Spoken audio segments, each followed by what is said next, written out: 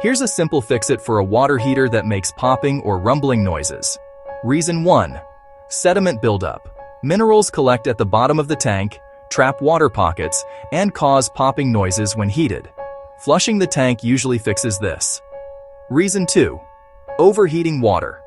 If the thermostat is set too high, water boils inside the tank and creates rumbling sounds. Lower the temperature to around 120 degrees. Reason 3. Failing heating element. On electric units, a damaged element can make sizzling or hissing noises when it tries to heat through sediment. Reason 4. Expanding metal.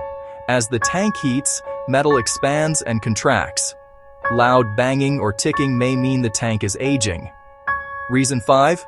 Pressure buildup. A sticking pressure relief valve can cause rumbling or vibrating noises as pressure increases.